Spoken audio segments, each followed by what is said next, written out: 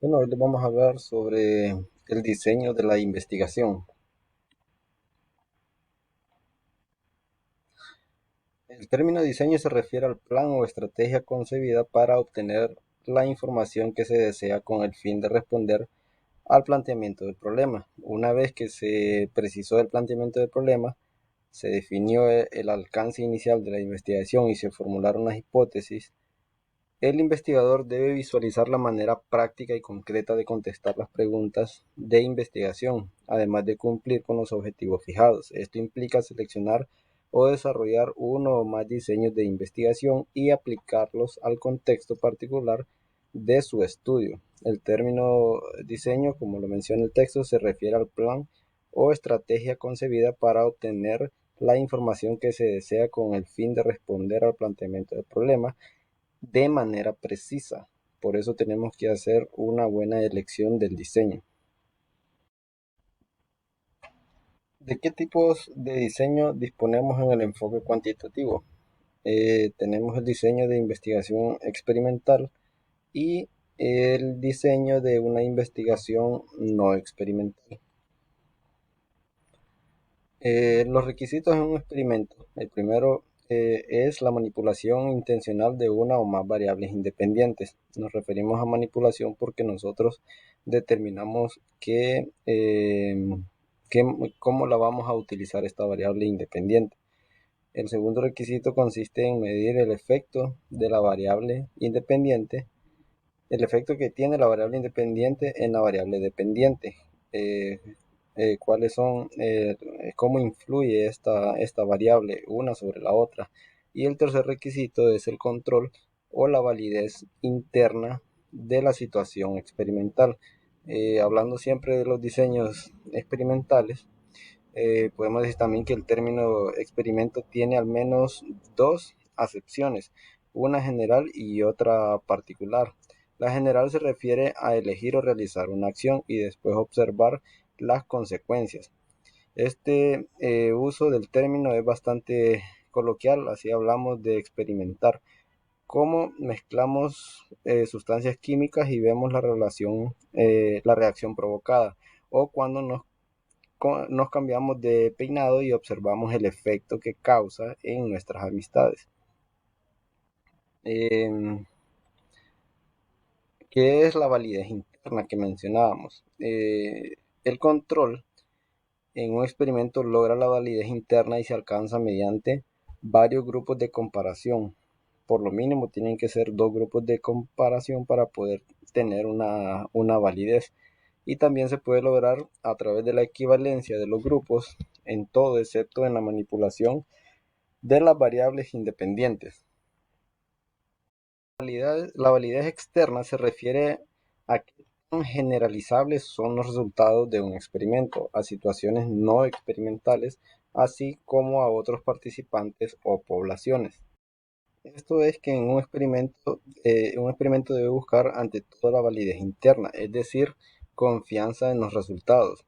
Si no se logra, no hay un experimento puro.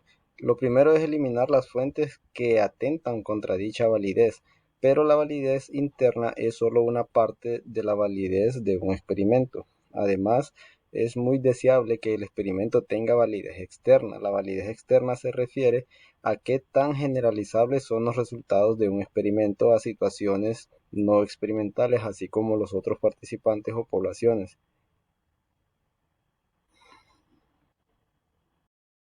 Dentro del diseño de investigación se encuentran también los diseños de investigación transaccional o transversales, que estos recolectan datos en un solo momento, en un tiempo único.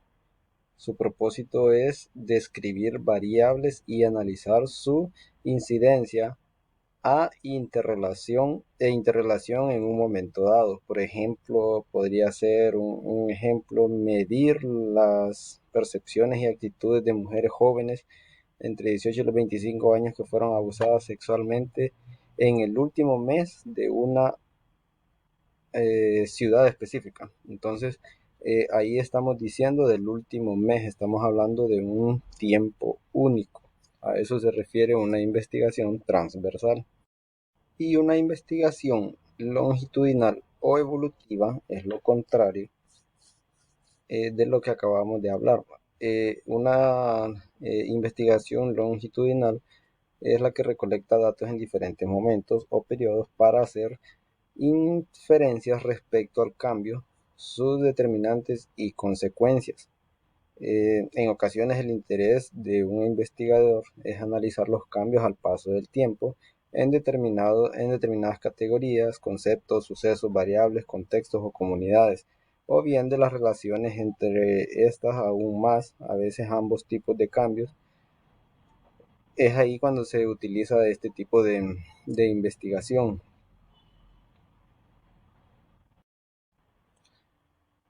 Hoy hablaremos sobre lo que es la selección de la muestra.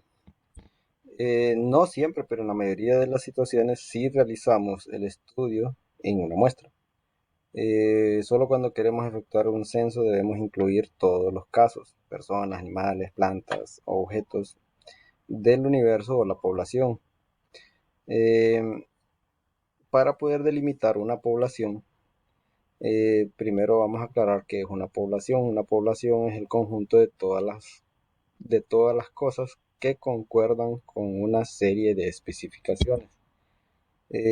La muestra es en esencia un subgrupo de la población, digamos que es un subconjunto de elementos que pertenecen a ese conjunto definido en sus características al que nosotros llamamos población.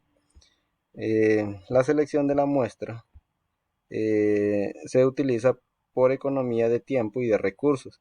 Implica definir la unidad de muestreo y de análisis. Requiere también delimitar la población para generalizar resultados y establecer parámetros. Dentro de la selección de la muestra vamos a tener varias clases de muestra, que tenemos la probabilística y la no probabilística. En la probabilística hay varios requisitos que requiere precisar el tamaño de la muestra, seleccionar unidades o elementos muestrales por medio de listados o marco muestral o procedimientos. También siempre dentro de la clase probabilística, sus tipos son muestras aleatorias simples, muestras estratificadas o muestras por racimos. Y la no probabilística, pues se seleccionan casos o unidades por uno o varios propósitos. No pretende que los casos sean estadísticamente representativos de la población. La muestra es en esencia un subgrupo de la población, entonces no es toda la población en sí, por eso se llama una muestra. Eh, una muestra probabilística es el subgrupo de la población en el que todos los elementos tienen la misma posibilidad de ser elegidos. Solo estamos tomando una parte nada más, no estamos agarrándolos a todos, pero sí es bastante posible que la muestra que agarramos sea pues una, una muestra con un alto grado de confianza. Para hacer una muestra probabilística son necesarios dos procedimientos. Uno que es calcular el tamaño de la muestra que sea representativo de la población. Para esto hay fórmulas para poder tener el dato correcto según lo que nosotros estemos investigando. La muestra va a depender de cuál sea el alcance de nuestra investigación. El otro es seleccionar los elementos muestrales, eh, de manera que al inicio todos tengan la misma posibilidad de ser elegidos. Eh, de lo que mencionábamos sobre los tipos de muestra, eh, la muestra probabilística estratificada es en el que la población se divide en segmentos y se secciona una muestra para cada segmento. Y lo podemos dividir en varios grupos. La población la dividimos en varios grupos y se selecciona una muestra para cada uno de esos segmentos. Para poder seleccionar la muestra hay un procedimiento, que lo primero es determinar el tamaño de la muestra. cuál va a ser ese número que nosotros vamos a necesitar para que la muestra de nosotros sea una muestra representativa. También cómo seleccionar los elementos muestrales, ya sean casos o racimos. Las unidades de análisis o los elementos muestrales se eligen siempre aleatoriamente para asegurarnos de que cada elemento tenga la misma posibilidad de ser elegida. En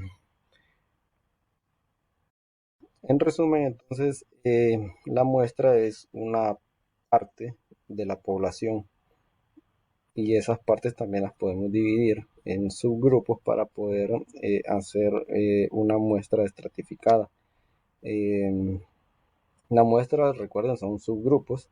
Se elige el tipo de muestra, la muestra que vamos a utilizar y pues ahí le aplicamos el enfoque cuantitativo a las muestras probabilísticas para determinar el resultado. El tamaño de la muestra se calcula mediante fórmulas, tienen que estar eso muy claro, que ya hay fórmulas establecidas para poder calcularlas. Y las muestras probabilísticas son simples, estratificadas, sistemáticas y por racimos.